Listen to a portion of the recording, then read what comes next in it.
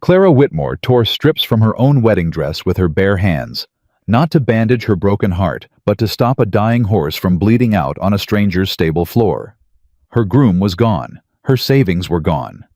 The whole town of Abilene was already whispering about what kind of woman gets left at the altar on a Saturday in June. But Clara did not sit down. She did not weep. She pressed both palms against a stallion's wound and refused to let go. If you've ever been left behind by someone who should have stayed, this story is for you. Subscribe to this channel, follow along until the very end, and drop a comment telling me what city you're watching from. I want to see how far this story travels. The preacher blew out the last candle at 6:30. Clara heard it, the soft final breath of the flame, and she understood what it meant before the man in the black coat ever opened his mouth. "Miss Whitmore." His voice carried the careful softness of someone delivering news they had rehearsed. "It's been 2 hours." "I know how long it's been," Clara said. She did not look at him. She was looking at the door at the far end of the aisle, the door Nathan Bell had promised to walk through. "Perhaps tomorrow." "Don't." Her voice was quiet, not angry, just finished. "Please don't do that." The preacher pressed his lips together and said nothing more. He set the candle stub on the altar rail and walked out through the side door, leaving Clara Whitmore standing alone at the front of the First Baptist Church of Abilene, Kansas, in a dress her mother had hemmed by hand 3 winters ago. Outside, she could hear them. She had been hearing them for 20 minutes. The shuffling feet, the lowered voices, the particular sound a crowd makes when it is trying to decide whether to go home or stay and watch something fall apart. She had heard her name twice clearly, carried in on the June air, through the propped window above the baptismal. She had heard the word abandoned once. She had heard poor thing so many times it had lost all meaning. Clara straightened her spine. She picked up the small traveling bag she had set beside the first pew. She had packed it the night before with the things a woman carries when she is beginning a new life. Her father's folding knife, a change of clothes, a handwritten letter of introduction to the bank in Dodge, and the deed papers for the small parcel of land Nathan had promised they would build on together. She opened the bag to make sure those papers were still there. They were not. Clara stood very still. She opened the bag wider. She turned it over. She checked every pocket twice with her fingers methodically, the way her father had taught her to check a horse's legs after a hard ride. Touch everything, trust nothing until you've felt it yourself. The deed papers were gone. Her mother's silver combs were gone. The envelope with $43.60 she had saved over 4 years of working at Dr. Halford's veterinary practice was gone. Nathan Bell had come to the church, just not through the front door. Clara closed the bag. She set it back down. She put one hand on the pew beside her and breathed through her nose slow and even, 4 counts and 4 counts out the way she breathed when a horse was panicked beneath her hands and she needed to be steadier than the animal. Then she picked up the bag, walked to the church door, and pushed it open. The crowd on the steps went quiet. There were perhaps 30 people still there. Some she recognized Mrs. Aldred from the dry goods store, the Hobson brothers from the feed mill, Deputy Rusk, leaning against the hitching post with his hat pulled low. Some were strangers who had simply wandered over from the hotel porch when the story started to travel. They all looked at her the same way. Clara looked back. She did not explain herself. She did not cry.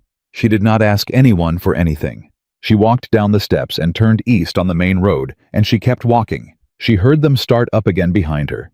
The murmuring, the questions, the half-formed speculations about Nathan Bell and where he might have gone, and whether Clara had known anything about his character before she'd tied herself to him in the public eye of Abilene, Kansas.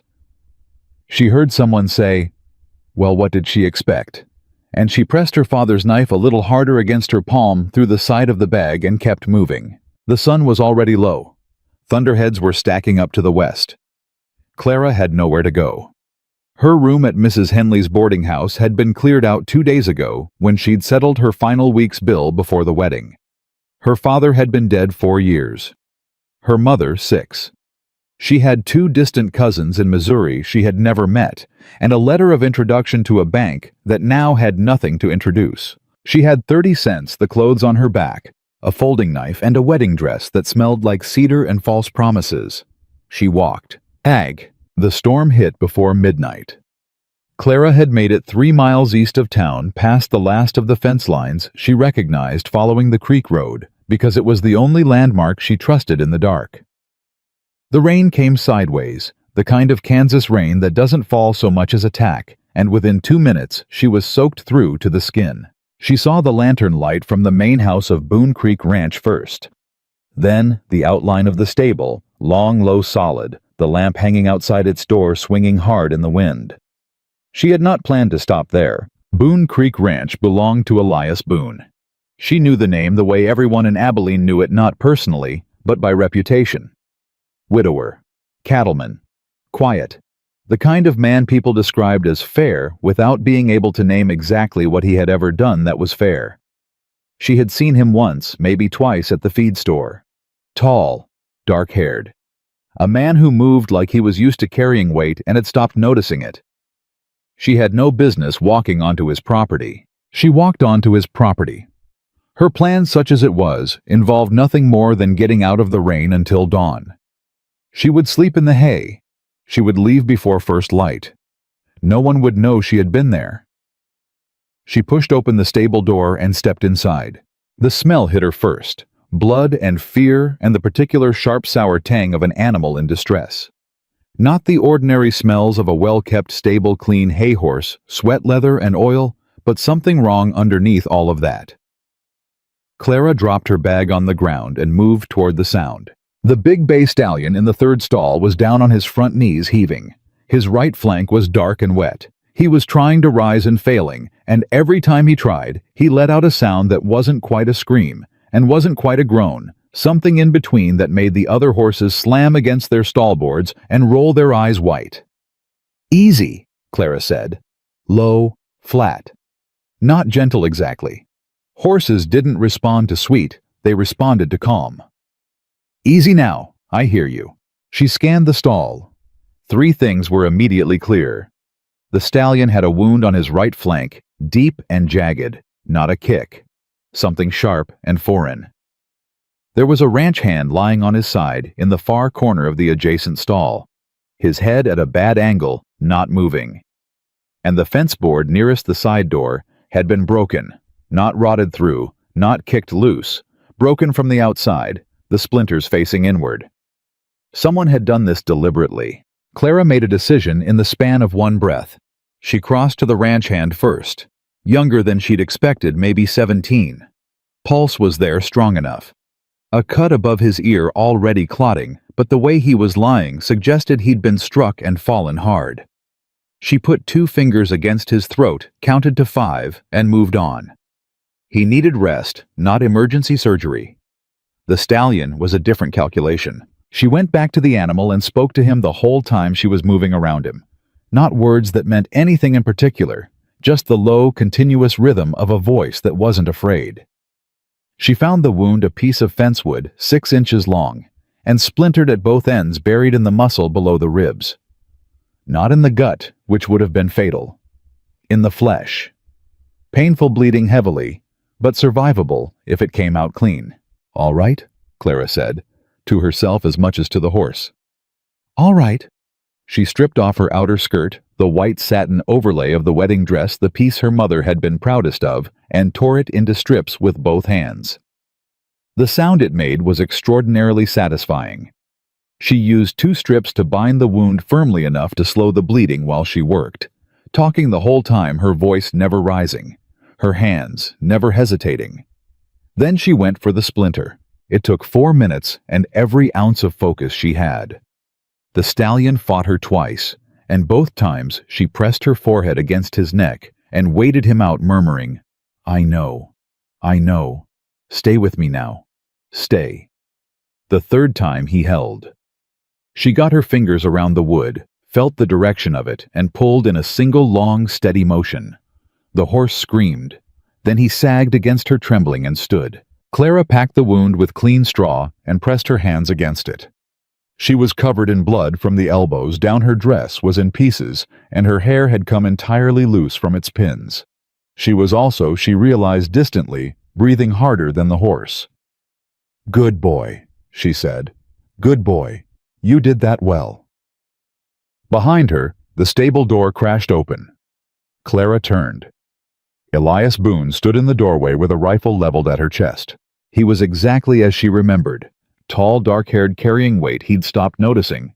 But none of that mattered right now, because the rifle was very real, and his eyes were the specific cold gray of a man who had already decided something and was only waiting for confirmation. "Don't move," he said. "I'm not moving," Clara said. "Who are you, and what in the hell have you done to my horse?" "I saved your horse," Clara said. "There was a fence splinter buried in his flank. 6 inches. I removed it. He's stable." Elias's eyes moved to the stallion, to the strips of white fabric wrapped around the wound, to the blood on Clara's arms, back to Clara. "Hank," he said. "Where's Hank?" "Your ranch hand is in the next stall. He has a head wound, likely a concussion. He was unconscious when I came in, but his pulse is strong. He needs to be kept warm and watched through the night." A muscle in Elias Boone's jaw moved. He did not lower the rifle. "You came in here," he said slowly.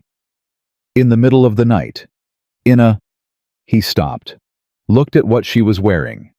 The ruined dress, the mud, the blood. The expression on a woman's face that said she was past being surprised by anything the world had to offer. In a wedding dress. "Yes," Clara said. "Why?" She looked at him. She had not planned to say anything. She had not planned to be seen at all, let alone seen like this in pieces on the worst night of her life with a stranger's rifle pointed at her sternum. But she was very tired, and the horse was breathing steadily against her shoulder, and she had just used up every fragment of composure she had pulling a fence board out of an animal's side, and so she told him the truth. "Because everyone else had already taken what they wanted," Clara said. "And I had nowhere left to go." The rifle didn't move. Neither did she. The stallion shifted his weight and pressed his head slowly and deliberately against Clara's shoulder. Elias Boone watched his best horse, the animal that had thrown 2 experienced ranch hands last spring, that had once kicked a fence post clean off its base, that did not tolerate strangers. Under any circumstances, press his head against this woman's shoulder like a dog seeking comfort. Something in Elias's face changed.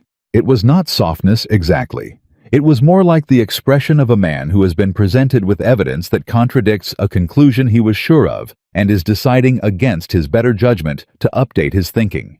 He lowered the rifle. "What's your name?" he said. "Clara Whitmore." "You're the woman from the church." She had not expected him to know. She had not considered how fast a story like hers would travel in a town like Abilene on a night when there was nothing else to talk about. She felt something tighten in her chest, shame old and familiar arriving on schedule. "Yes," she said. "Nathan Bell left you standing." "He also left with my money and my deed papers," Clara said. "But I appreciate you leading with the more poetic version." Elias looked at her for a long moment. "He took your deed papers." "And $43. And my mother's silver combs." She paused. "I'm not asking for your sympathy. I'm telling you so you understand why I don't have a better answer to where I came from and where I was going." Elias set the rifle against the stall wall. He crossed to Hank's stall and crouched down beside the boy, pressing 2 fingers to his throat, the same way Clara had, checking the cut above his ear. "He'll need stitches," Clara said. "The cut isn't deep enough to be dangerous, but it should be closed properly. Is there a doctor on the ranch?" "Nearest doctor's in town." "Then I can do it if you have a needle and catgut." Elias looked up at her from where he was crouching. "You a nurse?" "Veterinary assistant," Clara said. 4 years under Dr. Halford in Abilene. Human stitches aren't so different if you're careful about the angles. Halford's practice." Elias stood up. "He speaks well of you." Clara didn't know what to do with that, so she said nothing.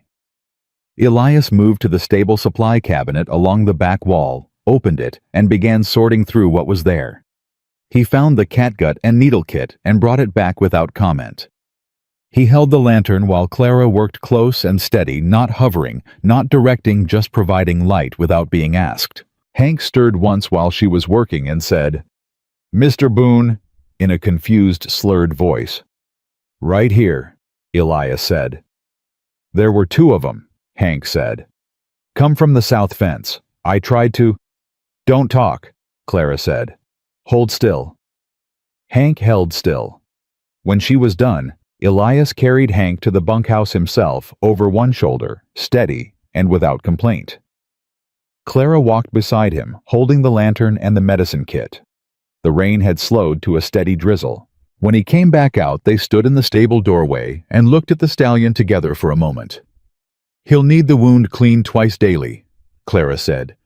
"The bandage should be changed tomorrow morning and checked for infection. He shouldn't be ridden for at least 3 weeks." "I know how to care for my own horse," Elias said. "I know you do," Clara said. "I'm telling you anyway." Another silence. "You got somewhere to sleep tonight?" he asked. Clara thought about Mrs. Henley's boarding house with its cleared-out room. She thought about the $3.80 she'd had in her dress pocket before Nathan Bell had come through the side door of the church vestibule. She thought about 30 cents and a folding knife and 30 miles of Kansas grassland between her and anywhere she could call a plan. "I'll manage," she said. Elias picked up his rifle. He looked at her once more, a long level look that was not unkind, but was not warm. Either the look of a man who was doing arithmetic in his head and had not yet arrived at an answer he was certain of.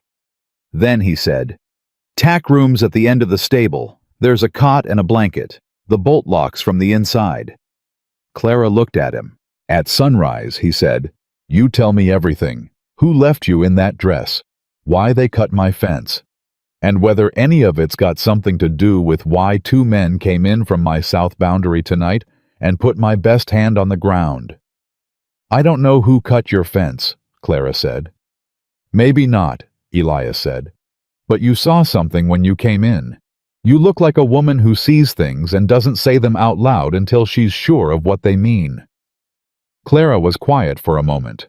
"The fence board was broken from the outside," she said. "Whoever did it knew the layout of your stable well enough to know where the horses were stalled, and they knew which animal was worth hurting. That's not a random act. That's someone who's been watching this place." Elias's jaw tightened. "Sunrise," he said again.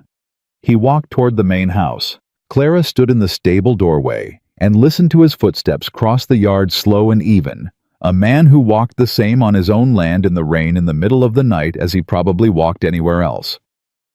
Then she went to the tack room at the end of the stable, set down her bag, bolted the door from the inside, and sat down on the edge of the cot. She was still wearing the remnants of her wedding dress. She put her face in her hands. She did not cry. She had made a decision about crying. Not that she wouldn't eventually somewhere private and on her own terms, but not tonight. Not when she was still covered in blood, and her hands were still trembling slightly from adrenaline and the particular focus of doing a hard thing when everything in you wants to stop. She breathed. 4 counts in. 4 counts out. From the third stall down, the stallion shifted in his hay and blew a long, slow breath through his nose. Clara listened to it. Then she lay down on the cot without taking off her boots, pulled the blanket over herself, and stared at the dark ceiling. Outside, the rain was slowing. She had no money, no papers, no plan, and no reputation worth speaking of in the town of Abilene, Kansas. She had a needle and a bolt and a horse that was breathing. Tomorrow she thought she would figure out the rest. Clara woke before the rooster. Old habit. 4 years of early mornings at Dr. Halford's practice had trained her body to surface from sleep at the first gray suggestion of dawn before thought caught up with instinct.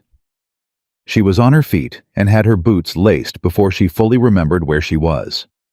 Then she remembered. She sat back down on the cot for exactly 3 seconds. Then she stood up again because sitting down was the one luxury she could not afford right now, and she unbolted the tack room door and walked out into the stable. The stallion was standing, weight distributed evenly, head up. He turned and looked at her when she came in, the way horses look at people, they have already decided to trust. Not with alarm, not with performance, just with steady recognition. "Good morning to you too," Clara said quietly. She checked his wound without unwrapping the bandage, pressed her fingers along the surrounding tissue, checking for heat, for swelling, for the first subtle hardening that signaled infection. Nothing alarming. She exhaled.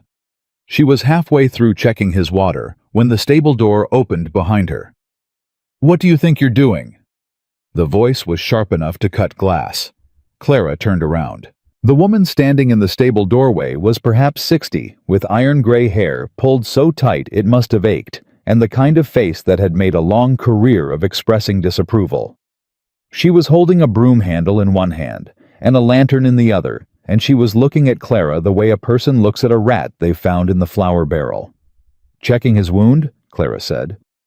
"The stallion. He had a—" "I know what happened to the horse," the woman said. "I also know what you are and where you came from. I want to know what you're still doing on this property."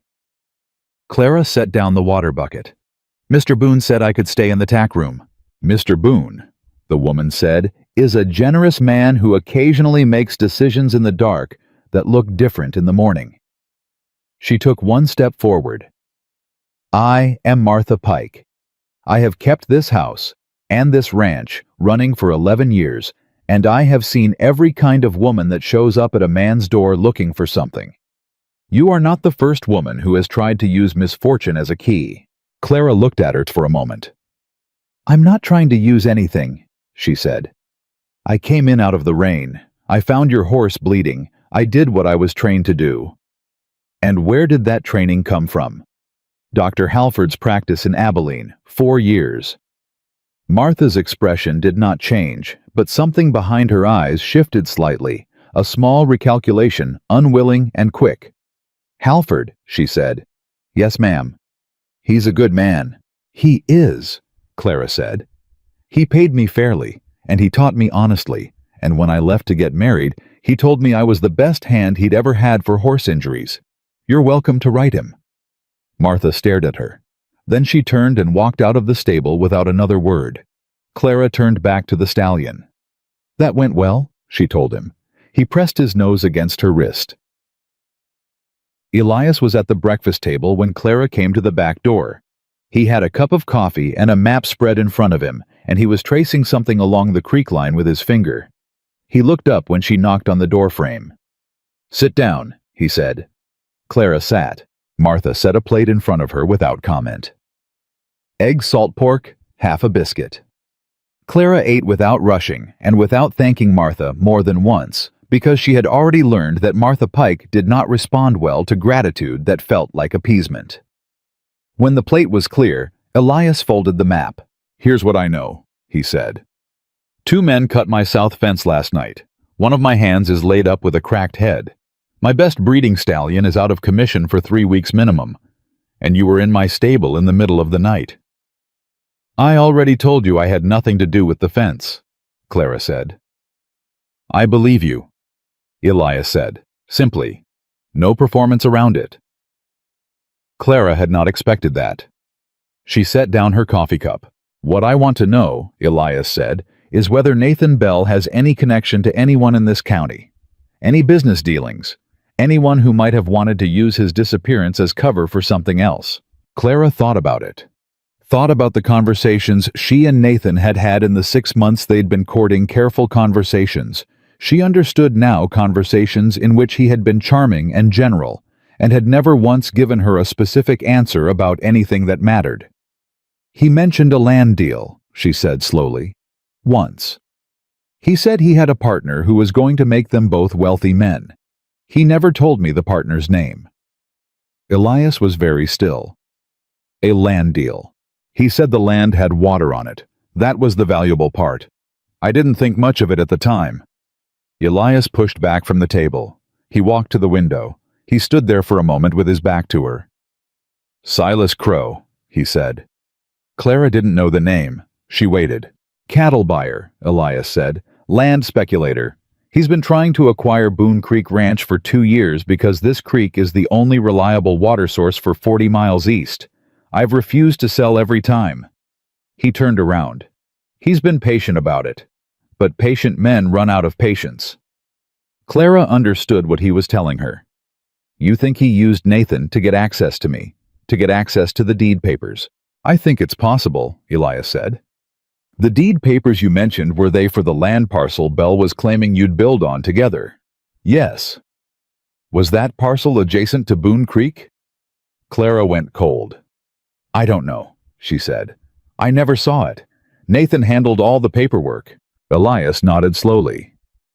That's what I figured. He came back to the table and sat down.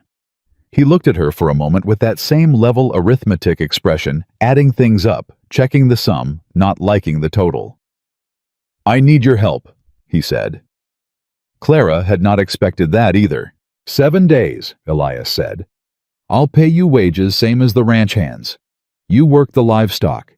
In return, I want you to tell me everything you know about Nathan Bell, every conversation, every name he ever mentioned, every place he said he'd been.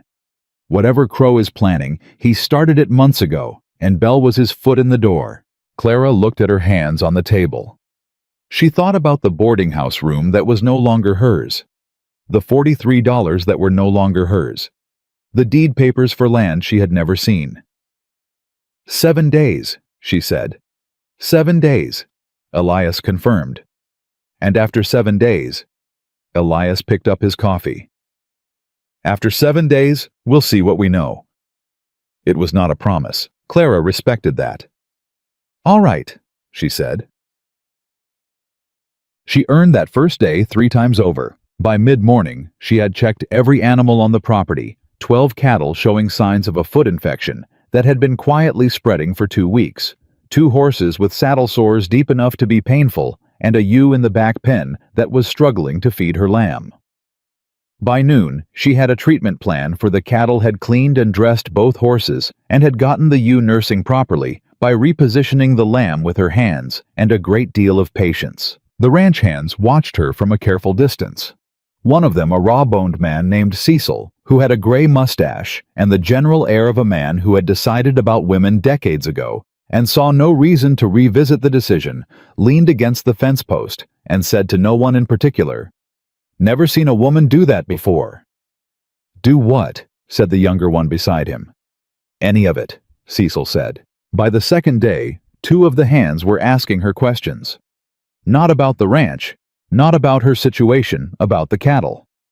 Specific technical questions about the foot infection, about how to spot it early, about whether the treatment she was using was the same thing Doc Hennessy in town used, or something different. Clara answered every question. Directly, without performing modesty about knowing the answer, and without performing expertise either. She just told them what she knew, and why.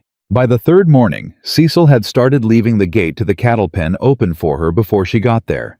Elias noticed. She caught him watching her twice, once from the fence line, while she was treating the lead cattle, once from the barn door, while she was examining a lame horse's hoof. He wasn't watching the way men sometimes watched women, with that particular assessing quality that had nothing to do with what you were actually doing. He was watching the way you watch someone work when the work is good, and you're trying to understand exactly what makes it good. Clara told herself it did not mean anything. Then she told herself to stop thinking about what it meant. On the 4th day, the first bad thing happened. She found it early, the south water trough, the one that served the main cattle herd. The water had a faint yellow tinge, and the smell was wrong, sharp and mineral, in a way it shouldn't have been. She didn't touch it. She crouched down beside it and breathed through her nose and thought. She went to find Elias. He was at the north fence with Cecil, checking a line that had been restrung after the cut. She walked to him directly, and something in her face made him turn before she'd said a word. "South trough," she said. "Don't let the cattle near it." Elias looked at Cecil. Cecil took off at a run. "Poisoned?" Elias asked. "I don't know what with," Clara said. "But it's not natural runoff. The color is wrong and it's too localized, just the one trough, not the creek line. Someone put something in it." Elias pulled his hat off and put it back on hard. "When?" "Last night, I'd guess. Maybe early this morning." "You're sure?" I'm sure something's wrong with that water, Clara said. Whether someone put it there deliberately or it was contamination from upstream, either way the cattle can't drink it. Elias was quiet for a moment. A very specific kind of quiet, the kind that was doing a great deal of work. That's the second incident in 4 days, he said. I know. Crow doesn't make accidents, Elias said. He makes pressure, small and constant until a man breaks. Then don't break, Clara said. Elias looked at her. Something shifted in his face that she didn't have a name for yet. No, he said quietly. I don't intend to. Demcheg. She was mending a bridle in the stable that evening when she heard the carriage. She didn't think anything of it at first. Ranches had visitors. But then she heard the voice clear and carrying and precisely calibrated to be heard. And she understood within 30 seconds that this was not an ordinary visitor. Elias. The voice belonged to a woman who had learned long ago that a man's first name said correctly was its own kind of authority. I came as soon as I heard. The whole town is talking. Clara kept her hands on the bridle. Abigail. Elias's voice, even through the stable wall, was carefully neutral. You didn't need to make the trip. Of course I did. You have a stranger living on your property, a woman who was abandoned at the altar, and I'm sure she's perfectly well-meaning. Elias. I don't say otherwise, but you know how people talk. You know what this looks like. It looks like I gave a woman in trouble a place to sleep, Elias said. It looks like considerably more than that from town, Abigail said.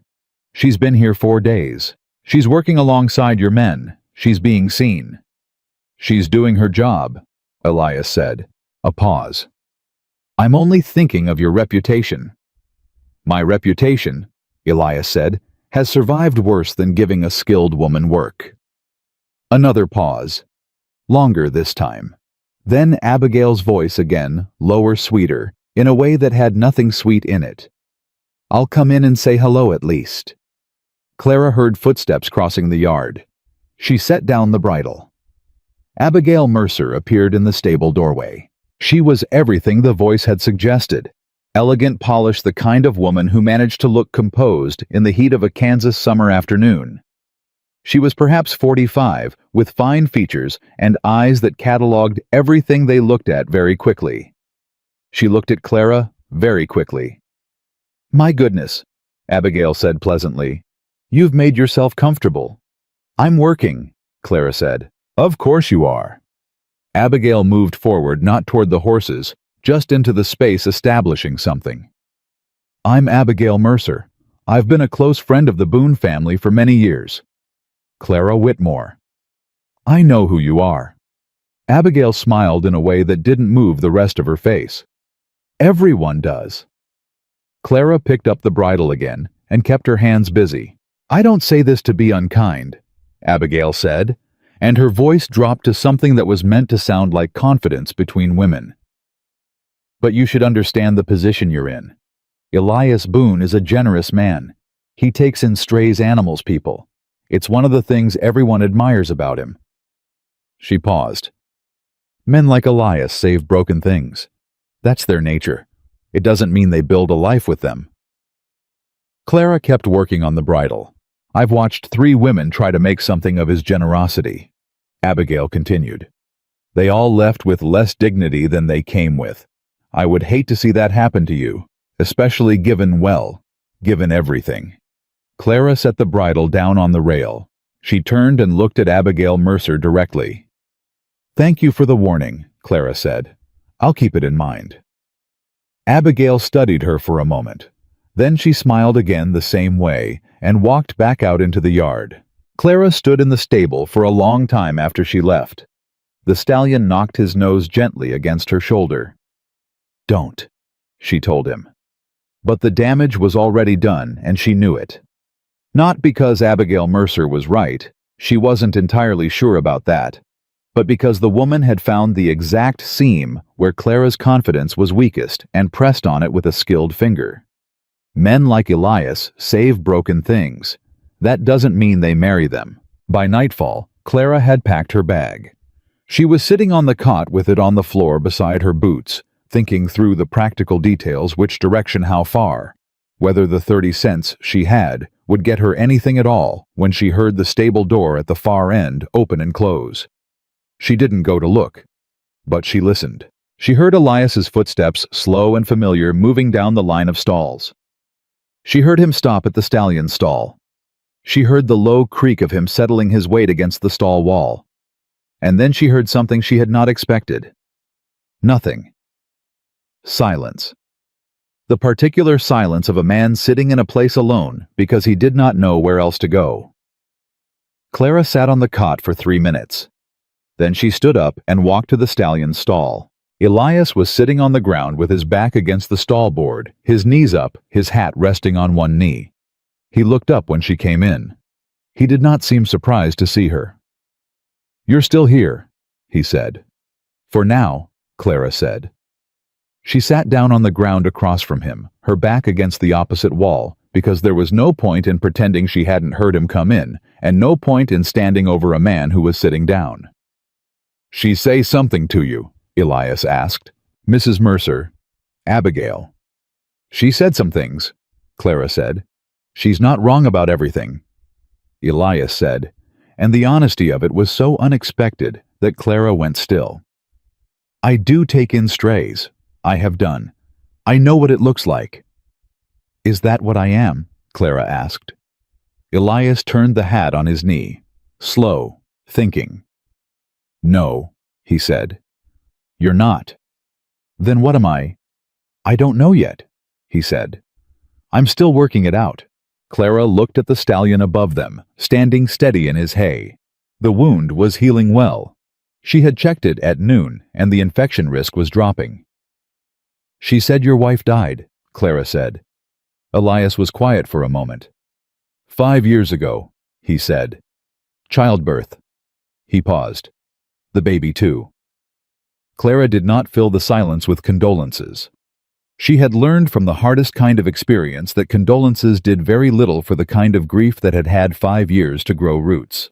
After that, Elias said, "I just kept the ranch running. I didn't have another reason.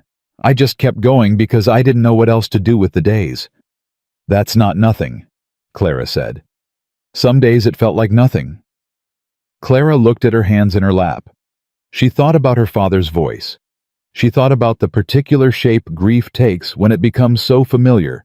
You stop recognizing it as grief and start thinking of it as just who you are. "Grief doesn't leave," she said quietly. "It just learns where to sit." Elias looked at her. She hadn't meant it as something poetic. She had meant it as the truest thing she knew about the subject. But the way he looked at her, steady, direct, like a man who has just heard a door open that he hadn't known was there, made her feel suddenly that she had said something more than she'd intended. She stood up. "The wound needs checking in the morning," she said. "I'll be here before breakfast." She walked back to the tack room.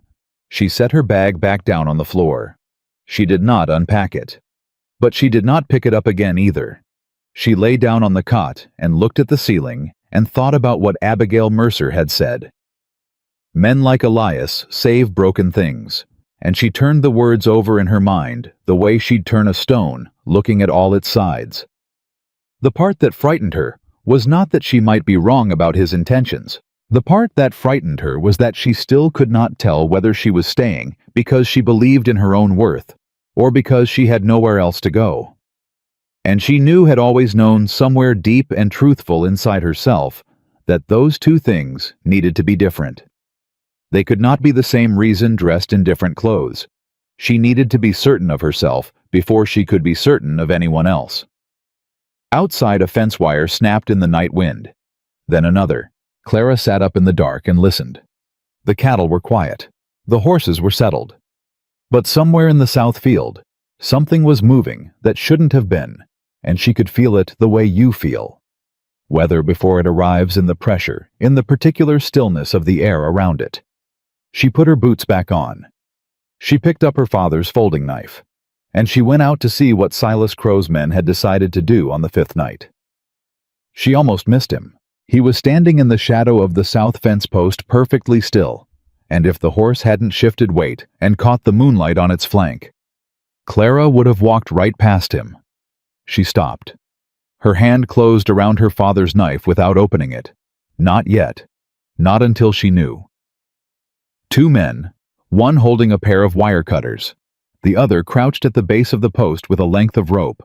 They hadn't seen her. Clara backed up 3 steps, turned, and ran for the house. She hit Elias's door with her fist 3 times hard. He was up before she'd finished knocking. She could hear it, the immediate shift from silence to movement. A man who had trained himself years ago to wake ready. He opened the door with the rifle already in his hand. "South fence," she said. 2 men, wire cutters and rope. He was past her before the sentence was finished. What happened in the next 4 minutes happened fast and loud and ended with one man running and one man face down in the dirt with Elias's knee in his back, and Cecil, who had come out of the bunkhouse at the sound of the commotion, standing over him with a lantern and the expression of someone deeply unsurprised. The man on the ground said nothing. He was one of Crow's hired hands. Clara didn't know his face, but Cecil did. "That's Denny Pruitt," Cecil said. "Works Crow's East operation." "I know who he works for," Elias said. He looked at Clara over the man's back. She was still holding her father's knife, still closed. He looked at the knife, then at her face. "You heard them from the tack room?" he asked. "I heard the wire," she said. He held her gaze for 1 moment longer than was strictly necessary. Then he hauled Pruitt to his feet and handed him to Cecil. "Lock him in the supply shed. We ride to town at first light." But Pruitt looked at Clara as Cecil pulled him away and said very quietly, "Enjoy the next few days, miss. It's about to get considerably less comfortable for you." Clara felt the warning land in her stomach like a stone dropped in still water. She didn't sleep after that. The cattle auction brought half the county into Abilene. It happened every summer, 3 days of trading noise, money changing hands, and the particular energy of a town that had temporarily doubled its population and its opinions. Elias had planned to sell 6 head. Clara had planned to stay on the ranch. But the rumor arrived before either of them could do anything about it. She heard it first from Hank, who was back on his feet, and moving carefully, the stitches above his ear still visible under his hat brim. He came to find her in the stable on the morning of the second auction day, and his face told her everything before he opened his mouth. "There's talk in town," he said. "There's always talk in town," Clara said. "Not like this." He pulled his hat off. "Someone's saying you robbed Nathan Bell, that you took money from him before the wedding and ran, that he's the one who was cheated." He paused. "And people are listening." Clara's hands went still on the harness she was cleaning. "That's not what happened," she said. "I know that," Hank said. "Does Elias know?" "He's in town right now, at the auction." She found him 40 minutes later at the stock pens on the east end of the fairground. He was talking to a cattle buyer she didn't recognize, and when he saw her face, he ended the conversation mid-sentence and walked toward her. "You've heard," he said. "Who started it?" "I don't know yet." His jaw was tight. "But it got around fast. That kind of story doesn't travel that fast without help." And then Clara saw him. Nathan Bell was standing 30 feet away near the water troughs talking to 2 men she didn't recognize. He looked exactly the same, lean, easy smiling, with that particular quality of handsomeness that she now understood was mostly just confidence worn like a coat. He was dressed well. Better than a man in hiding should have been dressed. He saw her at the same moment. He did not run. He did not flinch. He looked straight at her, and then deliberately he looked away. The calculated dismissal of a man who had already decided on his story and was committed to it. "Elias," Clara said. Her voice was level. "His horse, the roan tied at the far post. Look at how it's moving." Elias looked. The roan was favoring its right foreleg. Not dramatically, a careful man might have missed it, but the compensation was there in every step. The slight drop in the right shoulder, the way the animal placed that hoof. "Strained tendon," Clara said. "High up near the knee. The kind of injury you get from hard riding over rocky ground. Sustained, days of it." "He hasn't been hiding in Missouri," Elias said slowly. He's been nearby, Clara said. Close enough to meet with Crow's men, close enough to know exactly when to appear. She looked at Nathan across the lot. He didn't disappear. He waited. Elias started forward. Clara caught his arm. Not here, she said. Not like this. If you go at him in the middle of the auction with the whole county watching, it looks like a personal dispute. It looks like the abandoned woman's protector losing his temper. She held his gaze. Let him make the first move. Let him show everyone what he is. Elias looked at her hand on his arm, then at her face. You've been thinking about this longer than I have, he said. I've been thinking about it since the tack room, Clara said. He didn't move, but he didn't pull away either. Then Deputy Rusk appeared at the edge of the stock pen, and the calculation changed completely. Gag. Thomas Rusk was 26 years old and had been a deputy for 14 months, which was long enough to understand that the law was a blunt instrument that sometimes broke the wrong things, and not long enough to know what to do about it. He had a warrant in his shirt pocket, and the expression of a man who wished he were somewhere else. He found Elias first. Mr. Boone, he said, and then he looked past Elias and found Clara, and his face did something complicated. Miss Whitmore, I need you to come with me. On what grounds? Elias said. Complaint filed by Nathan Bell, Rusk said. Theft. He's claiming she took money and property from him before. That's a lie, Elias said. She has nothing. He took everything from her. I understand there's a dispute, sir, but the complaint was filed legally, and I have... The complaint was filed by a man who's been working with Silas Crow to sabotage my ranch, Elias said. I have a witness I caught on my south fence 2 nights ago. I have a poisoned water trough. I have... Elias. Clara's voice was quiet. He stopped. She stepped forward between him and Rusk, and she looked at the deputy with a directness that made the young man straighten up without meaning to. I'll come, she said. Clara. Elias started. I'll come, she said again. She turned to look at him, and her voice dropped low enough that only he could hear it. If you fight this here in front of all these people with nothing but accusations, and no proof yet, Crow wins. He gets the story. He gets you angry and discredited, and I still go with Rusk anyway. She held his gaze. Let me go. Find me what we need. Elias's hands were clenched at his sides. She could see the cost of it on his face, the specific pain of a man who had decided to protect something and was being asked to stand still instead. I'll find it, he said. His voice was rough with it. I swear to God I will find it. I know you will, Clara said. She turned and walked with Deputy Rusk. The whole auction ground had gone quiet. She felt every eye on her back, 200 people watching a woman walk away in custody, and she knew exactly what they were thinking, because she had heard the story they'd been told, and it was a good story, tightly constructed, designed by someone who understood how a crowd forms an opinion, and how hard it is to change once it's formed. She kept her spine straight and her chin level, and she did not look back. The sheriff's office was quiet in the late afternoon. Rusk had not put her in a cell. He had her sitting in the front room with a cup of coffee she hadn't asked for, and the particular discomfort of a young man who knew he was doing something wrong in the service of something legal. You don't believe him, Clara said. Rusk looked at the floor. You don't believe Nathan Bell, she said. I can see it. You're a decent man. Deputy and decent men look like you do right now when they're doing something they know isn't right. The complaint was legally filed. I know. Clara set the coffee down. Let me ask you something. That roan Bell's been riding. You see the way it's moving. Rusk frowned. I noticed it was off. That's a strain injury from sustained hard riding, Clara said. Days of it over rough ground. That horse hasn't been resting in Missouri. It's been working.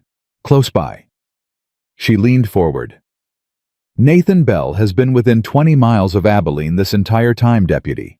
He didn't hide because he was ashamed. He hid because he was waiting for the signal. Rusk said nothing. Silas Crow gave him that signal this morning, Clara said. And now I'm sitting here, and Elias Boone is at the auction trying to hold his operation together with two hands, and no help, and whatever Crow is planning for tonight." She stopped, because she heard it. Distant, low, unmistakable, the sound of several hundred cattle moving at once. The deep percussion of hooves on dry Kansas ground, and underneath it, the high sharp crack of gunfire, once, and then twice, and then the sound became something else entirely. The sound became a stampede. Rusk was on his feet before she'd finished turning her head. He went to the window, then he went for the door. "Deputy," Clara said. He turned. "I need the stallion," she said. Rusk stared at her. Outside the window, the sound was growing a rolling thunder, getting louder. And from somewhere down the street, she could hear voices rising into shouts. "That horse is in Mr. Boone's pen at the north edge of town," Rusk said. "I know where he is," Clara said, "and I need him. You're supposed to be in custody." "There are people between that herd and the open road," Clara said. Her voice was flat and exact. "Children at the summer auction. Families. If that herd reaches the church road, people will die." She stood up. "You can arrest me again afterward. Right now I need that horse." Rusk looked at her for 2 seconds that felt considerably longer. Then he grabbed his hat and said, "Come on." The stallion heard her coming. He was already moving in the pen, high-headed and sharp-eared, picking up the sound and the smell of the stampede on the wind, the way horses do not with fear exactly, but with the electric full-body attention of an animal built to run. When Clara hit the gate latch, he turned to her, and she went straight to him, hands on his neck, forehead against his jaw. "I know," she said. "I know. We're going." She had no saddle, no time for one. She grabbed a handful of mane and went up bareback the way her father had taught her before she was 10 years old. And the stallion came alive beneath her, every muscle coiled and ready, waiting for the direction. Rusk was already mounted beside her. "You know what you're doing?" he asked. "I know what my father taught me," Clara said. "Keep the townspeople back. Give me room." She didn't wait for his answer. She rode toward the sound. The herd was coming north through the open pasture, 400 head of mixed cattle, running blind with panic, the kind of run that has no thought in it, only momentum. The gunshots had come from the south fence line of Crow's property, and whoever had fired them had known exactly what they were doing. The herd wasn't just running. It was running toward town. Clara could see Elias. He was on his black horse at the edge of the run, trying to angle in from the east flank, trying to do alone what required 3 riders. She saw him see her. She saw his face, the flash of something that was relief and terror. Together, the look of a man seeing someone he cares about, riding directly toward something dangerous. He shouted something. She couldn't hear the words over the thunder. She didn't need to. She knew what her father had shown her, that you cannot outrun a stampede, and you cannot stop it head-on. You can only change what the front animals see. Turn the lead and the body follows. Turn the body and you turn the whole run. She drove the stallion hard along the eastern edge, cutting parallel to the herd, reading the lead animals, 2 big steers at the point running with their heads low, following the path of least resistance. She had to get ahead of them. She had to be in their sight line before they hit the fence line that separated the pasture from the church road. The stallion stretched out beneath her, still healing. 3 weeks, she had told Elias, 3 weeks before he should be ridden. "I know," she said aloud to the horse, to herself, to anyone listening. "I know. 1 more minute." She cleared the lead steers. She pulled the stallion across in front of them, 40 feet ahead, and she reached into the part of herself where her father lived, and she pulled out the call. It was not a sound most people would have recognized. It was a sequence of sharp, flat whistles, 3 short, 1 long, 2 short. Again the call her father had used to turn cattle on the trail drives of his youth, a pattern that cut through noise the way no voice could. She put everything she had into it. The lead steer faltered. 1 step, 2.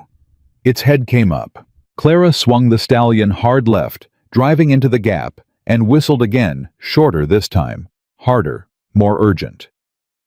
The steer turned away from her. Just slightly. Just enough. And behind it 400 animals turned with it. The herd bent. Slowly, then faster, like water changing direction. The momentum shifting from north toward the dry wash to the east where the land was open and the fencing gave way. Clara stayed at the point of it, kept herself between the herd and the church road, kept the stallion moving and the whistles coming until her throat ached, and her hands were shaking with the effort of holding the horse steady against everything his instincts were telling him to do. Elias came in from the west. Cecil and 2 hands came in from the south. Together they brought the herd around. It took 11 minutes. Clara counted them without meaning to, the way you count breaths when you are trying not to drown. When the last animal settled into the wash and the run finally broke apart into confused milling, the stallion stopped on his own. His sides were heaving. So were Clara's. The silence that followed was remarkable. That particular silence a crowd makes after something terrible almost happened and didn't. Clara became aware that there were people watching. A lot of people. Half the auction crowd had come to the north edge of town when the sound started, and they had stood there and watched the whole thing. The stampede, the rider in the torn dress on the big bay horse, the whistles, the turn. She became aware of something else. Nathan Bell was trying to leave. She saw him at the edge of the crowd moving fast toward the hitching post where the roan was tied, keeping his head down, moving with the specific, purposeful invisibility of a man who has decided the moment for him to be elsewhere was several minutes ago. "Deputy Rusk," Clara said. Her voice carried. Rusk had come up beside her during the final push of the herd, and now he followed her line of sight, and his hand went to his holster without a word. "Nathan Bell," Rusk called. Bell stopped. He turned slowly, and for the first time since Clara had seen him at the auction, the easy confidence was gone. What was left underneath it was considerably less impressive. "The roan," Clara said to Rusk. Her voice was quiet, just between them. "Check the roan's right foreleg. You'll find the strain injury. Then ask him where he's been riding for the past week and a half. Ask him to show you the bottom of those boots and whether the soil matches the creek bed on the south boundary of Boone Creek Ranch." Rusk looked at her. "You knew all this," he said. "At the office. You knew all of it already." "I suspected," Clara said. "I needed him to be in one place long enough to confirm it. You let me bring you in." "I needed him to feel safe enough to make his move," Clara said. "Men like Nathan Bell only reveal themselves when they believe they've won." Rusk shook his head slowly. Then he rode toward Nathan Bell. Elias appeared at her left side. His horse was blowing hard from the run, and Elias himself looked like a man who had aged 3 years in the last 20 minutes. He looked at Clara. He looked at the torn dress, the mud, the fact that she was bareback on a horse that was supposed to be resting for another 2 weeks. He looked at her hands still trembling slightly from the effort of holding the reins through the turn. He didn't say anything for a long moment. Then, the south fence. Crow's men cut it from inside tonight. Set the shots off from the tree line. "I know," Clara said. "You knew they were going to do it." "I knew they were going to do something," she said. "They're running out of patience. Crow's been applying pressure in small amounts, and none of it's moved you." She looked at him steadily. So he escalated. Elias looked across the crowd to where Rusk had Nathan Bell by the arm. And Nathan was talking too fast, the words spilling out the way they do when a story is unraveling, and the teller knows it. "It's done," Clara said quietly. "Not yet," Elias said. "Crow's not in custody. His men aren't accounted for. Nathan singing to Rusk is one thread we need all of it." "Rusk is sharp enough to pull the thread," Clara said. "He doesn't want to be on the wrong side of this. He never did." "You trusted him," Elias said. "I trusted that he had a conscience," Clara said. "That's usually enough." Elias was quiet for a moment. Then he leaned forward on his horse and said very low, "You rode my horse." "I did," Clara said. "I'll apologize to him later." "He doesn't look like he needs an apology," Elias said. He was looking at the stallion with something complicated in his face, pride and relief, and the expression of a man who is realizing he has been underestimating something for a while. He needed to be useful, Clara said. Same as anyone. Elias looked at her, then directly, and without the usual careful neutrality. He looked at her the way he had looked at the stallion in those first moments in the stable, but different. The way a man looks at something he is no longer trying to categorize and has decided to simply see. From across the crowd, someone began to talk. A woman's voice loud enough to carry, and as the story spread from person to person, the shape of the crowd began to shift. The way it shifts when understanding changes direction. When the version of events a town has been told begins to crack along its seams. Clara heard her name. Not the way she had heard it at the auction, wrapped in whispers and suspicion. A different way. And then from somewhere near the back of the crowd, Abigail Mercer's carriage began to move quietly toward the South Road. Without announcement, without farewell. Clara watched it go. Then she turned the stallion back toward Boone Creek Ranch because the animal still needed tending and the wound on his flank needed to be checked, and there was work to be done, regardless of what had just happened or what any of it meant. Elias rode beside her. Neither of them spoke. The silence between them was not empty. It was full of things that had been understood without being said, which was, Clara had come to believe, the only kind of understanding that held. Neither of them slept much that night. Clara knew Elias hadn't slept because she heard him pacing the main house after midnight, the slow, deliberate footsteps of a man working through something too large to sit still with. She lay in the tack room and listened, and did not go to him because some things a person needed to carry alone before they could set them down. She tended the stallion twice before dawn. His wound was clean. His breathing was even. She pressed her forehead against his neck for a long moment in the dark, and told him he had done well, and meant it more than she had meant most things she'd said in the past week. Deputy Rusk came to Boone Creek at sunup. He knocked on the back door of the main house, hat in his hand, and when Elias opened it, Rusk looked like a man who had also not slept and had spent the hours of his wakefulness arriving at decisions he was now prepared to act on. Nathan Bell talked, Rusk said. Elias stepped back from the door. Come in. Clara came in from the stable. She didn't knock.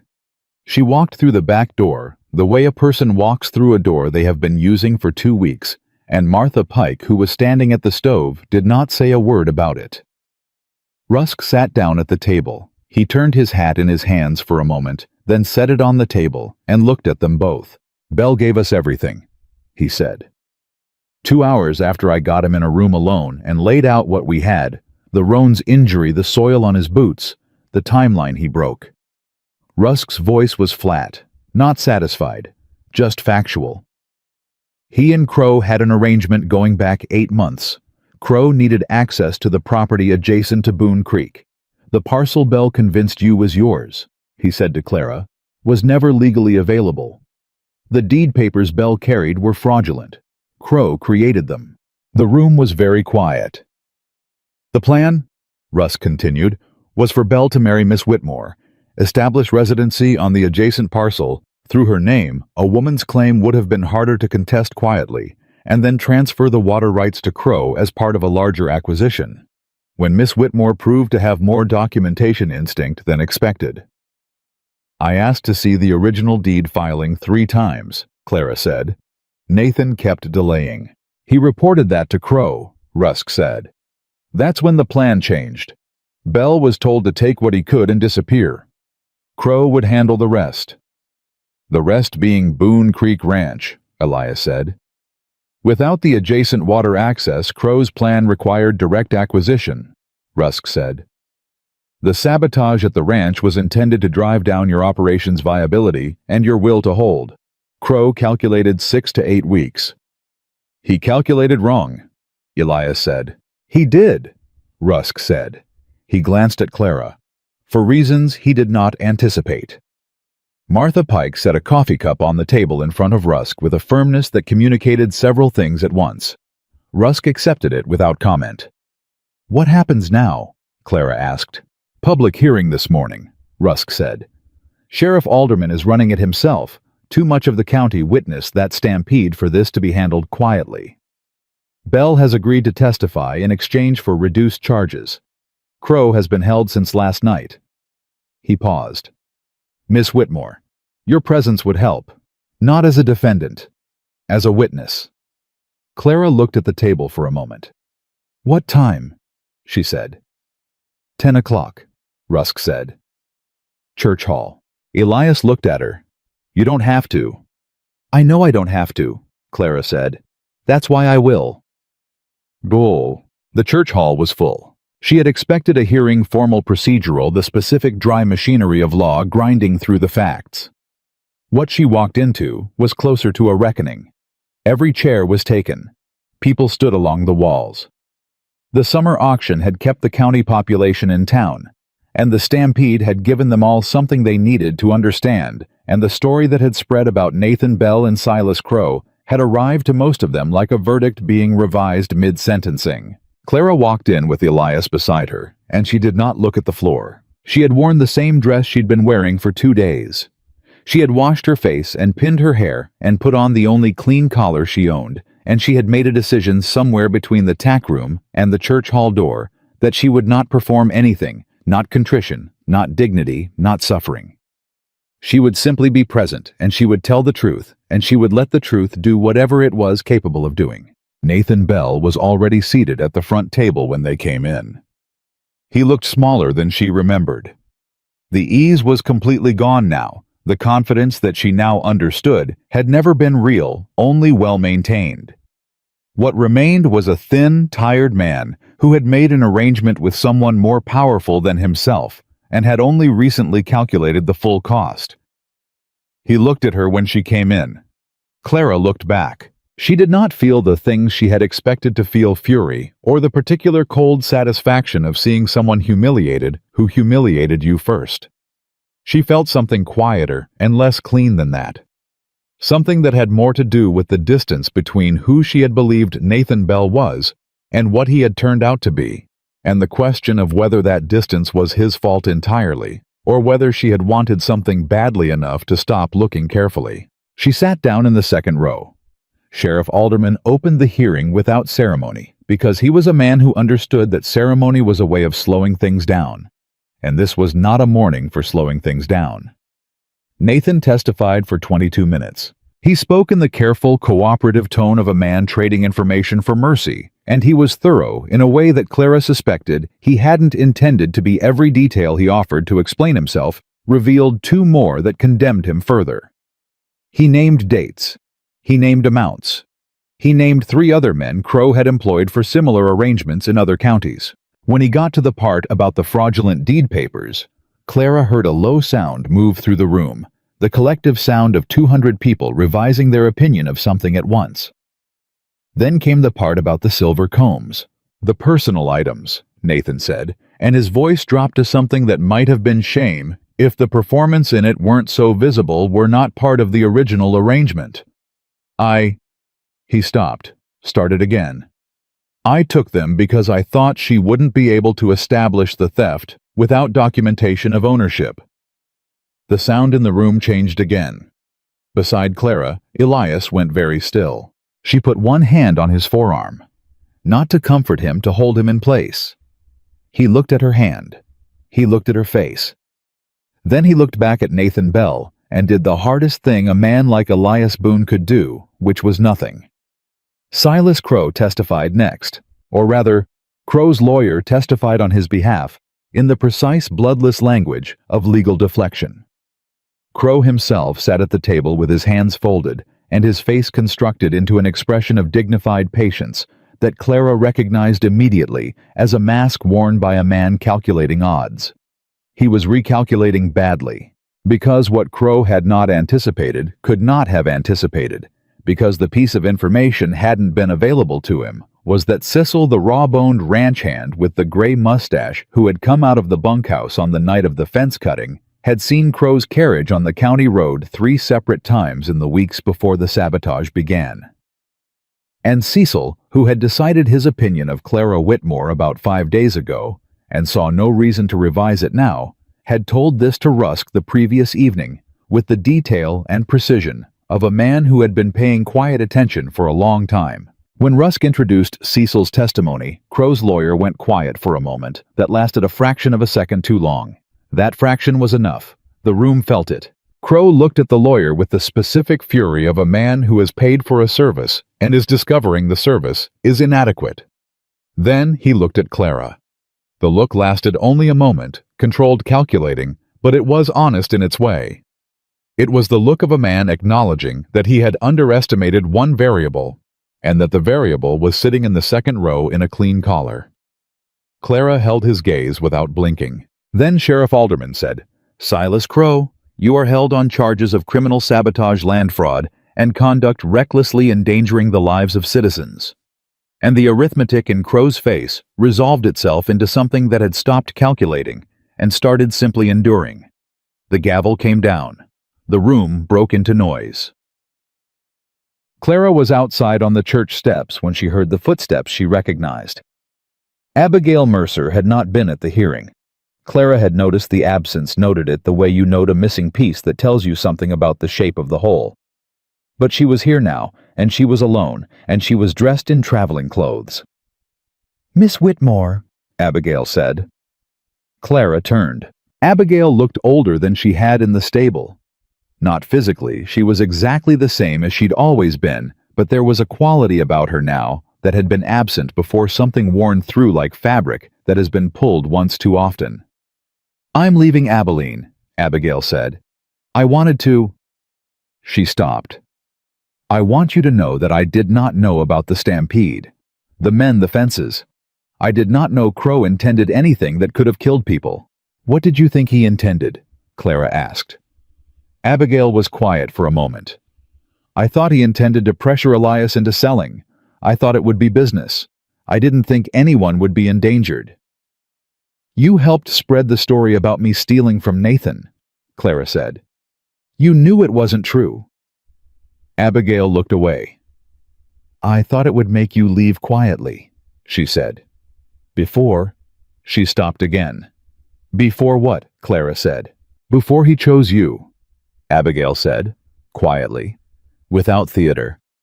Just the plain truth of it, said by a woman who had run out of reasons to dress it up. "I have been waiting 11 years for Elias Boone to stop grieving long enough to see me standing there. I thought if I could just—" She pressed her lips together. "I made a choice that hurt you. I know that." Clara looked at this woman, this polished, careful, lonely woman who had spent over a decade standing near something she wanted and never quite reaching it, and she felt something she had not expected to feel, which was a distant, clear-eyed recognition. "I know what it is to be watched while your life comes apart," Clara said. Abigail looked at her sharply. "That doesn't make what you did right," Clara said. "But I'm not going to add to it." Abigail studied her face for a long moment. Then she gave a small, precise nod, turned, and walked to her carriage. Clara watched it go down the south road, and she did not feel triumph. She felt the particular exhaustion of having been through something real, which is different from victory and more durable. The hardest conversation came that evening. She had not expected it to be hard. She had thought during the hearing, during the walk back to Boone Creek, during the quiet supper, where Martha had cooked without being asked and set the table for 3 without comment, she had thought the difficult part was over. Then Elias stood in the kitchen doorway after Martha had gone to her room, and he looked at Clara across the table and he said, "Stay." One word. No flourish around it. Clara looked at her coffee cup. "You don't have to qualify it," he said. "No conditions this time. No 7 days. Just stay." She was quiet for long enough that the silence became its own kind of answer, and she could feel him reading it. "Is it Abigail?" he said. "What she said to you in the stable?" "No," Clara said. "It's not Abigail." "Then tell me what it is." She looked up at him. This man who had lowered a rifle because a horse trusted her, who had stood between her and the law, and then stood down when she asked him to, which she understood now was the harder thing of the two. Who paced his own house at midnight rather than ask her to carry what wasn't hers. "I cannot stay as a rescued woman," she said. "I know that's not how you see it, but I have to be certain I'm not staying because I was frightened and you were solid and the two things got tangled up together." She held his gaze. "I've done that before. I chose Nathan Bell partly because he was there, and he was certain, and I mistook his confidence for character. I will not do that again. Not even with someone who deserves better than the comparison." Elias was quiet for the moment. "That's fair," he said. "I know it's fair," Clara said. "That doesn't make it easy to say." He pulled out the chair across from her and sat down. He put both hands flat on the table. A gesture she had come to understand was what he did when he was being deliberate. "Let me ask you something," he said. "Setting aside everything that happened, setting aside the stable and the fence and the stampede and Crow and all of it." He looked at her. "Do you like this work?" Clara blinked. "The livestock work?" "Yes." "Yes," she said. "I do." "Are you good at it?" "I'm very good at it," Clara said. The corner of his mouth moved. "I know you are. Every man on this ranch knows you are. I have 3 hands who have started keeping notes on what you've told them because they don't want to forget it." He paused. "Dr. Halford is 63 years old, and his hands aren't steady anymore. This county needs someone who can do what you do." Clara looked at him carefully. "What are you offering Elias?" "Head of livestock medicine and horse care at Boone Creek Ranch," he said. "Wages same as my foreman. Your name on the ranch accounts. Authority to make decisions about the animals without asking my permission." He held her gaze. "Not because I'm rescuing you. Because you're the best I've ever seen at this, and I would be a fool to let you leave." Clara was silent for a long time. "That's a real offer," she said. "It's the only kind I know how to make," he said. She looked at her hands on the table. She thought about Dr. Halford's practice, the smell of it, the work of it, the way a sick animal looked at you when the pain began to ease. She thought about the stallion pressing his head against her shoulder in the dark. She thought about 12 cattle with a foot infection that had gone unnoticed for 2 weeks before she'd arrived. She thought about what it meant to be useful on her own terms. "Yes," she said. Elias let out a breath that he had apparently been holding for longer than this conversation. "Good," he said. He stood up. Then he stopped. "Clara." He said her name the way people say something they have been thinking about for a while. "What Abigail said about me saving broken things." He paused. "I want you to know that I don't see you that way." "I never did." "I know," she said. "You hired me because the stallion trusted me. That was the first calculation you made. Everything after that was its own thing." He nodded, once. Then he said goodnight and walked out, and Clara sat alone at the table for a while and let the quiet of the ranch settle around her, the sounds of it, the particular nighttime breathing of animals and wood and Kansas wind, and tried to locate the feeling that had been living underneath everything else for the past 12 days. She found it. It was not security. It was not even happiness yet. It was something earlier and more fundamental, the feeling of having put both feet on ground that belonged to her. Not given, not borrowed, earned.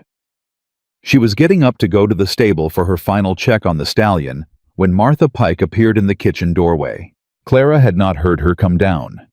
Martha moved quietly for a woman of her bearing, and she stood in the doorway now with something folded over her arm, and her expression had the specific discomfort of a woman who is doing something kind and finding it more difficult than she expected.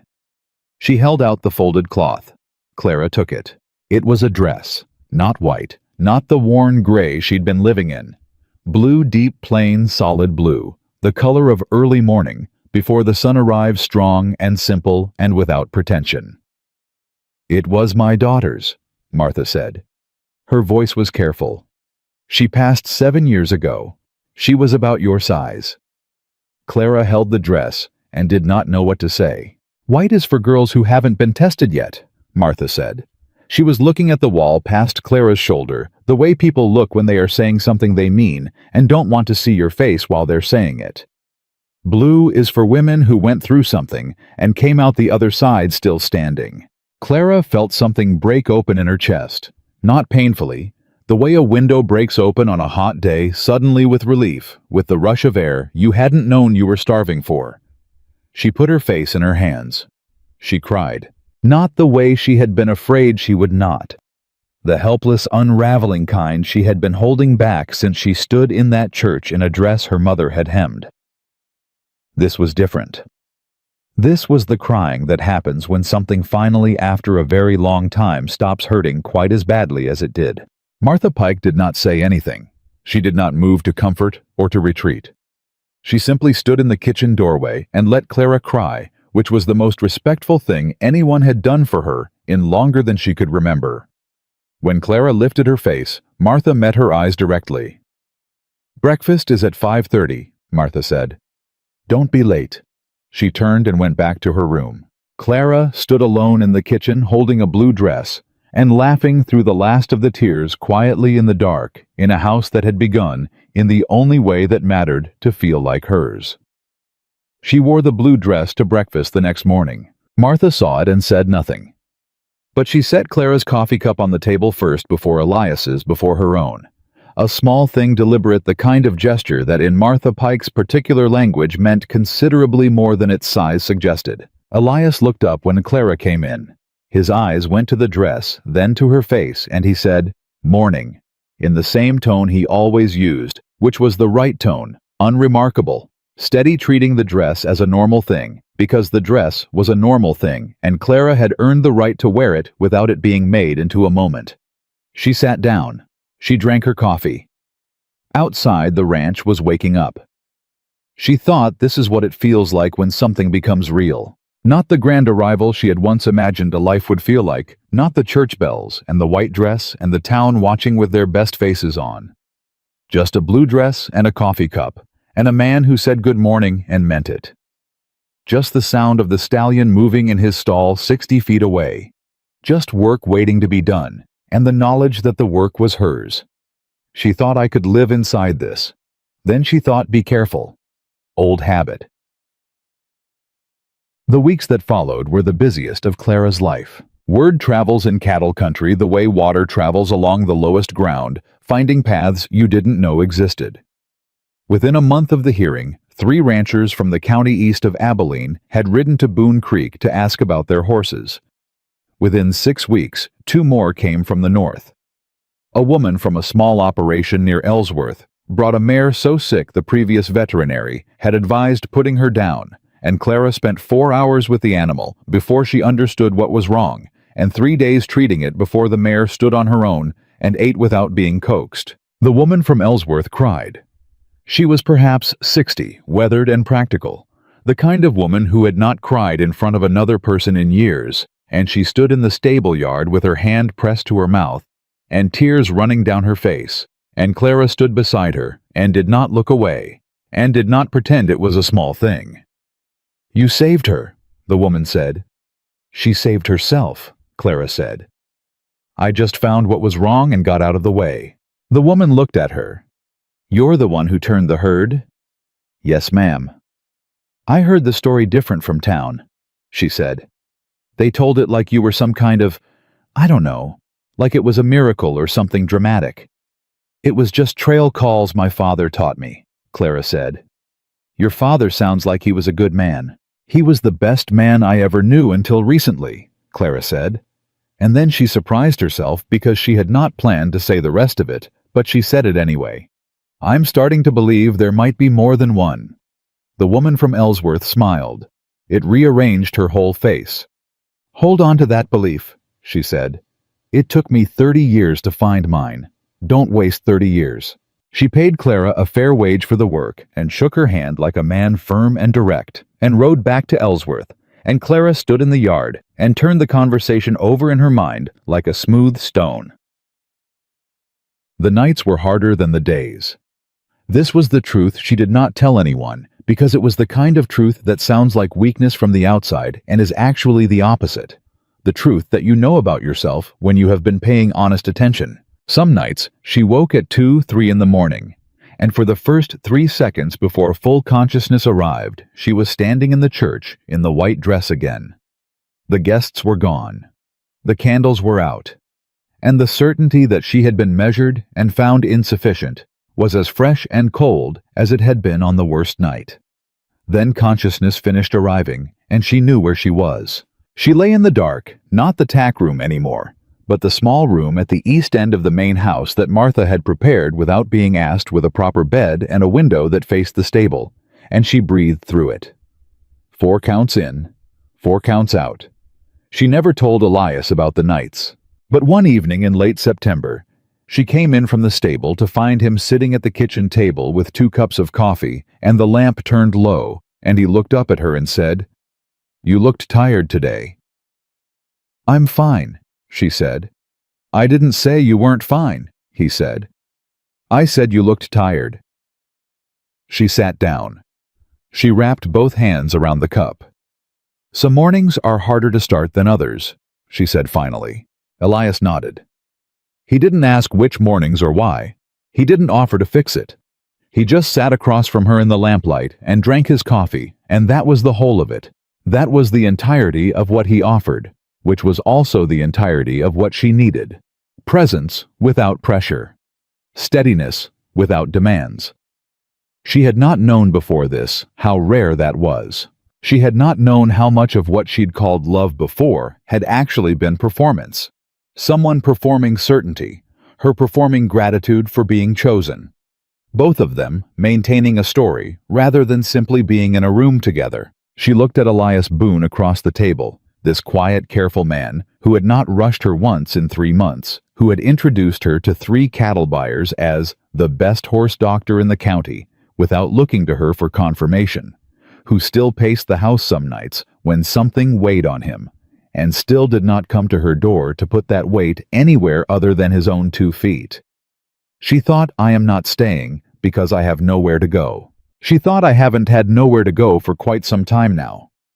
The difference between those 2 things was the thing she'd been waiting to be certain of, and she was certain of it now, and the certainty felt nothing like she'd imagined it would. It felt quiet. It felt like setting something down. She found the dress on a Tuesday in October. She had been reorganizing the storage trunk at the foot of her bed, making room for the winter things Martha had brought down from the attic when she found it at the bottom folded under a horse blanket she'd stored there in her first week. White satin badly torn, blood-stained at the cuffs, and the hem from the night in the stable still carrying the particular smell of cedar and rain and the worst evening of her life. She sat on the edge of the bed and held it in her lap.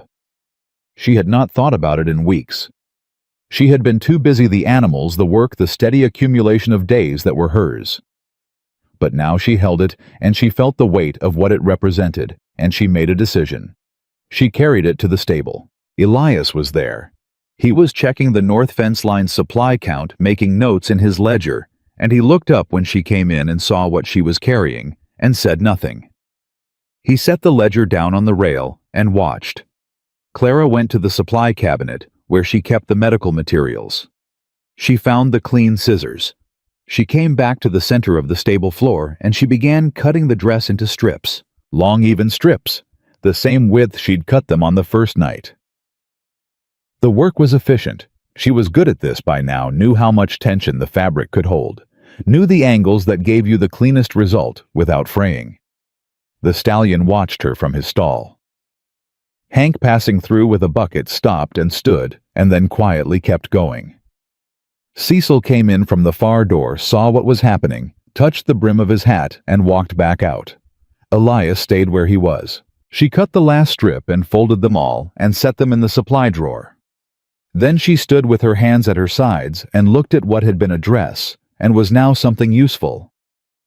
"I kept telling myself that dress was proof," she said. Her voice was steady. "That it meant something definitive about my value. About whether I was the kind of woman people stayed for." She paused. "I gave it too much authority." Elias came away from the fence rail. He stopped a few feet from her. "It was only cloth," she said. "Yes," he said, "it was. The proof was never in the dress." She looked up at him. "The proof was in what I did when I was wearing it." Elias looked at her for a long moment. That arithmetic expression, but the math was different now. The sum had been arrived at. He was no longer calculating. He was simply looking at her the way a man looks at something he has decided about clearly and without reservation. "Clara," he said. I know, she said. You don't know what I'm about to say. Yes, I do, she said. And yes. His mouth curved. I haven't asked yet. You've been working up to it since September, Clara said. I've been watching you work up to it. It's been honestly a little entertaining. Is that so? He said. Cecil noticed before I did, she said. He mentioned it to Hank. Hank mentioned it to me. I told them both to mind their business. She paused. They didn't. Elias laughed. A real laugh, the full kind, not the contained variety he usually offered. It changed his face entirely the way a window opening changes a room. All right, he said when it settled. Then I'll say it anyway because some things should be said out loud, even when the other person already knows. He was looking at her with a directness that was serious now, clean of humor. I am not asking you out of gratitude. I am not asking because you saved my ranch, or my horse, or my hand, or turned the herd, or any of the rest of it. He paused. I am asking because I have not once, not one single morning in 3 months woken up and wished that the rain hadn't sent you to my stable door. Clara felt something move in her chest that had no name that she knew of yet. Not in the church, she said. Her voice was quiet. I'm not ready for the church. I know, he said. I wasn't going to ask you in a church. She looked at him. Then where? He tilted his head just slightly toward the stable door behind her, the door she had pushed open in the rain 3 months ago, in a ruined dress with 30 cents and a folding knife and nowhere left to go. Clara turned and looked at the door. Then she looked back at Elias Boone. Right here, she said. Right here, he said. Where it started. And the thing she understood completely, and without ambiguity in that moment, was that it was exactly right. Not the version of right she had once imagined, the white-dressed church bell town-watching version she had built in her mind since girlhood, and had been so certain was the only real kind. This was a different right entirely, quieter, more solid, the kind that didn't need an audience because it wasn't for an audience. Yes, she said, again, still meaning it, more. They were married on a Friday morning in November, with the first cold in the air and the grass gone gold, and the whole sky the particular blue that Kansas produces in autumn, like it's showing off. Martha Pike stood on the back porch of the main house, with her arms crossed and her jaw set, in an expression that most people would have read as severe, and that Clara now understood was simply how Martha Pike's face arranged itself when she was moved and refusing to admit it. Cecil and Hank and the other hands stood in a line at the fence. They took off their hats when Clara came out of the house. Cecil had polished his boots. This was in Clara's estimation the most significant gesture anyone had made all morning. Clara wore the blue dress. The preacher from Abilene had come out to the ranch and was standing a little awkwardly near the stable door, his good coat a touch too warm for the exertion of the ride out. He was a different preacher from the one who had blown out the candles. This one was younger and had the sensible quality of a man who understood that his role today was to be efficient and accurate and stay out of the way of the actual moment.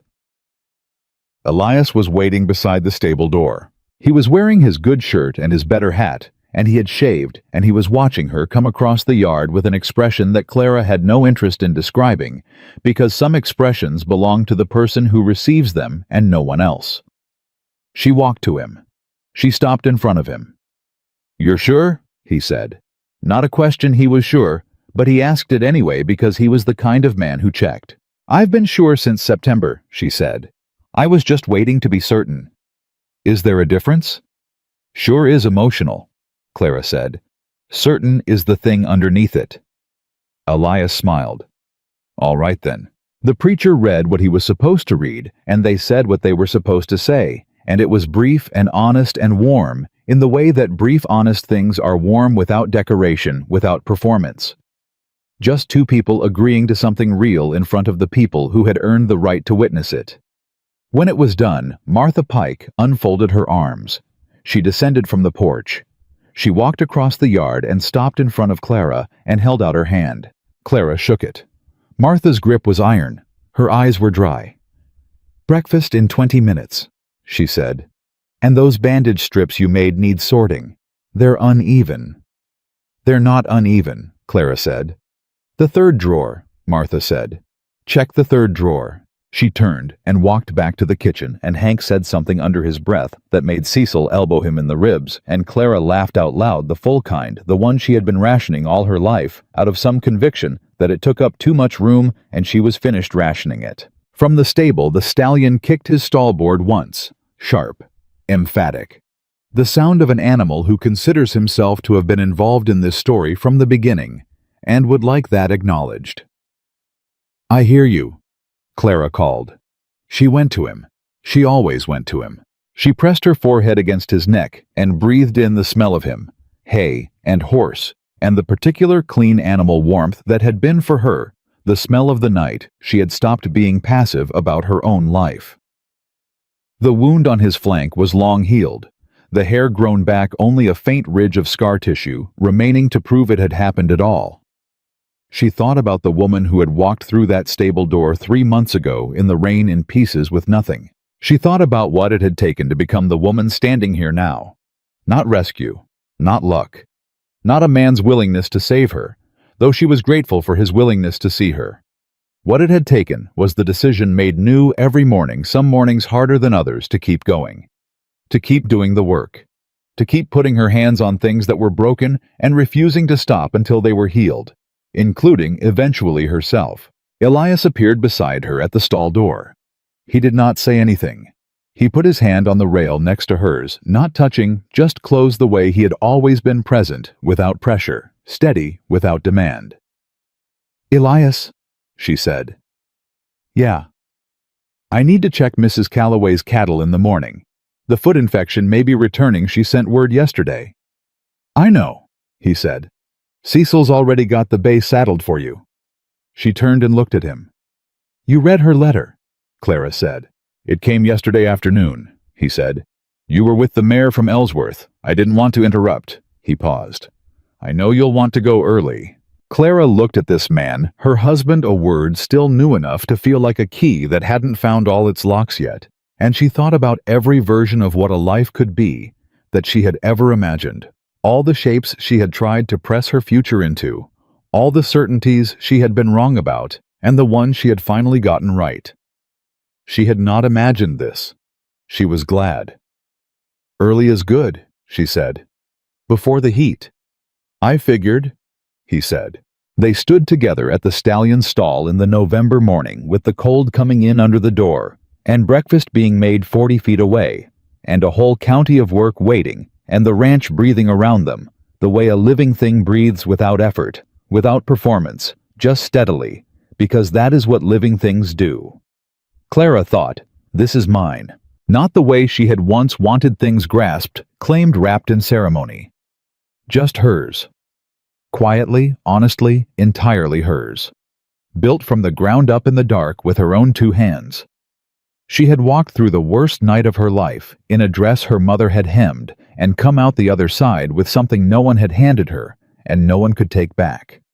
Not a name, not a rescue, not a story the town had decided to revise in her favor. A life, her own life, chosen with open eyes, built from honest work, and shared with someone who had never once asked her to be smaller than she was.